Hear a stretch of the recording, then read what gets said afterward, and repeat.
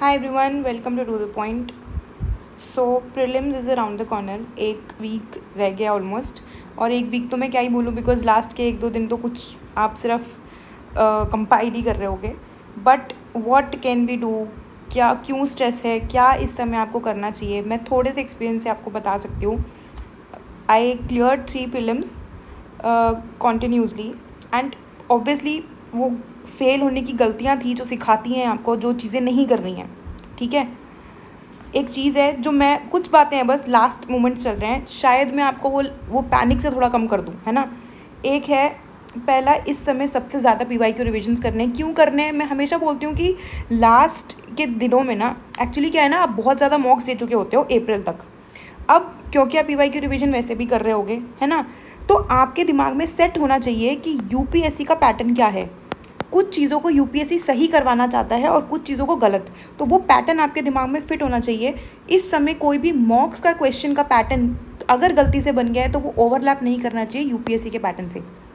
ठीक है, बहुत क्वेश्चन होंगे आप फाइनल पेपर में देखोगे जो आपको exact UPSC previous year questions patterns के बेस पे आपको लगेंगे कि हाँ ये सही हो सकता है, ये गलत हो सकता है. ठीक है, तो इसीलिए PYQ का इस समय बार बार रिविजन करना, उन क्वेश्चंस के पैटर्न्स को आइडेंटिफाई करना जिसमें आप कंफर्टेबल हो. हमेशा ध्यान रखना जिसमें आप कंफर्टेबल हो, ना कि कोई फालतू कोई ट्रिक्स बता रहा है. बिकॉज जो आप अभी आइडेंटिफाई कर पा रहे हो वो आप पेपर वाले दिन भी कर पाओगे. Very important. ठीक है, इसीलिए identify your patterns in PYQ revisions. ठीक है, उसके बाद है स्टैटिक का रिविजन. अब रिविजन आप ऑलमोस्ट कर चुके हो, एक फाइनल रिविजन चल रहे हैं उन चीज़ों के जहाँ पे आप थोड़ा भी लगता है कि आप भूल रहे हो वो वाली चीज़ें. ठीक है, लेकिन मैं हमेशा एक और चीज़ बोलूँगी कि मतलब जस्ट बिकॉज आप बार बार उन चीज़ों को रिवाइज़ करो जो आप भूल रहे हो, इंस्टेड कि आप उनको भी रिवाइज़ करना जो आपकी स्ट्रेंथ है.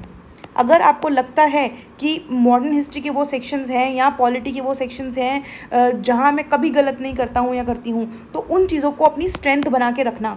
फाइनल में उन चीज़ों को ज़रूर रिविजन्स कर लेना.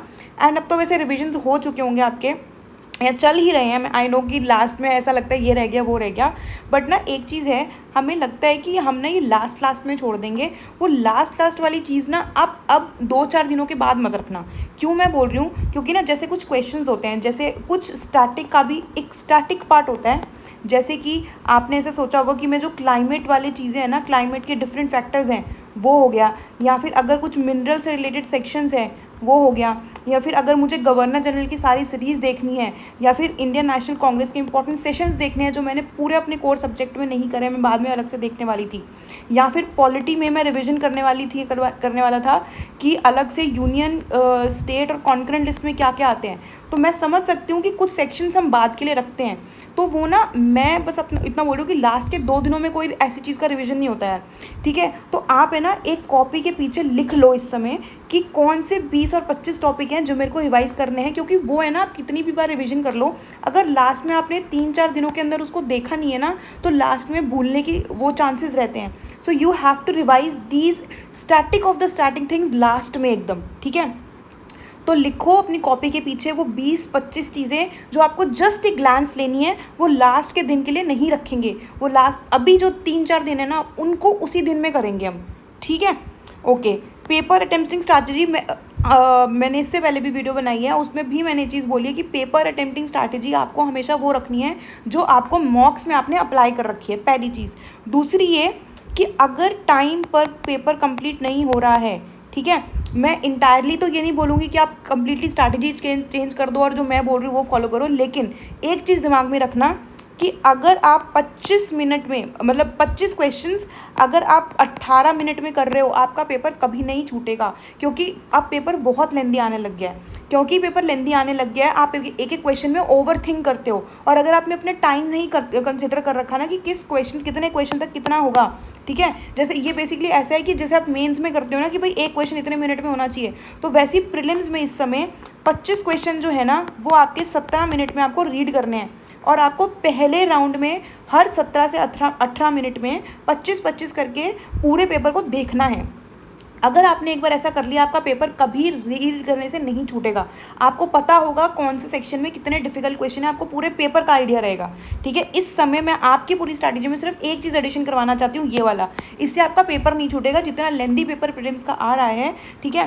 तो 1 आवर 20 मिनट्स में मैथ्स बोल रही हूँ, फाइनल एग्जाम के प्रेशर में भी। अगर आपने 25 क्वेश्चन 17-18 मिनट में कर रहे हो, आप वो क्वेश्चन मार्क कर रहे हो जो आपके 100% करेक्ट है, या वो क्वेश्चन मार्क कर रहे हो जो आपके 50% आपको लगता है सही है, तो उसको एक कम्प्लीटली आइडेंटिफाई कर पा रहे हो, तो आपकी ये पेपर अटेम्प्टिंग स्ट्रैटेजी आपको पेपर एंड करवाएगी, अच्छे से करवाएगी, आप कॉन्फिडेंटली अटेम्प्ट करके आओगे पेपर, ठीक है।